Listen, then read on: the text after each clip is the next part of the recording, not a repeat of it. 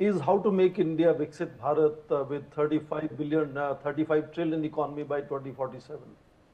Who can help us in reaching that centennial target that India has put for itself? Now, if you look among major powers, you have United States with 28 trillion economy, you have Chinese with 20 trillion economy, Russian economy is about 2 trillion, half of India's own GDP. Now, what makes Russia nevertheless significant?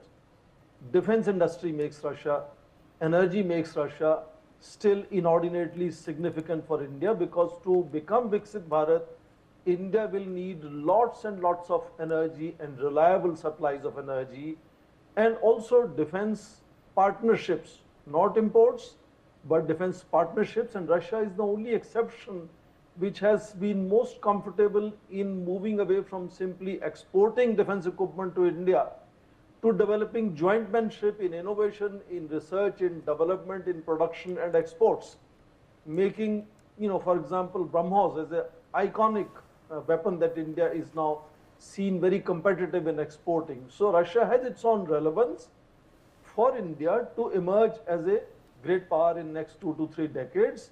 India definitely is very important to Russia.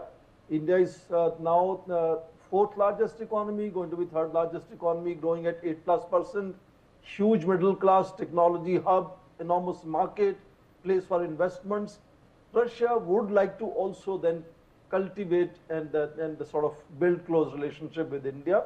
So both have their strategic reasons, and then look at tactics and optics. Tactically, President Putin has not been able to travel around the world given the ICC warrant against him. And of course, only China made an exception in Tianjin when Xi Jinping, Putin and Indian Prime Minister Modi met. And last week he was in Bishkek addressing the CSTO summit meeting, Collective Security Treaty Organization, which Russia takes over the chair from 1st January next year. And then his visit to New Delhi, world's largest population country, fastest growing economy, a very important power, which is giving him an important platform. I understand in Bharat Mandapam, he's going to address 800 to 1,000 people today. It's the most attractive thing world can offer to President Putin, where he's going to showcase how he's welcome around the world. So both have their tactical, optical and strategic reasons to celebrate and showcase that bonhomie and friendship.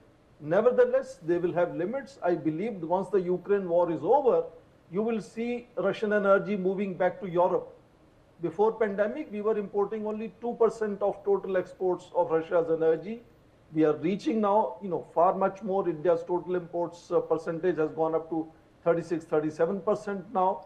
It could go back. I mean, Russia will choose high value and easier and more cost-effective targets to supply energy. But nuclear energy, therefore, is going to be another significant area. If India needs energy, Russia is useful for, huge projects like Kodan-Kolam. How to move forward in taking their unit 3, 4, 5, 6 forward. How to move to small modular reactors. How to, build the whole value chain from mining to fuel fabrication to waste management.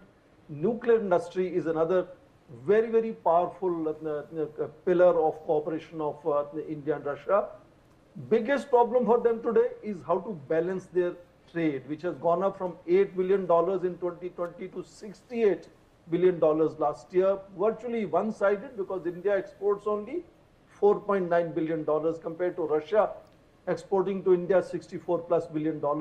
It's one-sided trade. It will not grow unless it becomes balanced. Russia has to open up, and they have to find where can India export and what can India export. And that is very significant challenge to the bilateral relationship now. And China is always the big elephant in the room.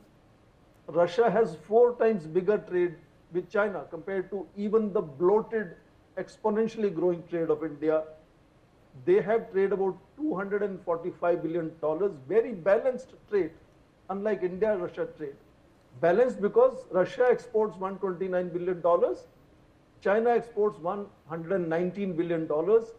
Not just balanced, very diversified. China's trade is such that the biggest commodity China exports to Russia is cars, $11 billion out of 119. It's a very diversified trade. So India, Russia will have to explore balancing their trade, diversifying their trade. Those are the brass tacks which they have to deal with, other than, signaling to the world that the bonhomie that they have and the protocol that was breached yesterday with the Prime Minister going to airport, both of them traveling in the same car. Fantastic. Those are great signals. But those are only I think, Professor Singh, that's a very pertinent point that you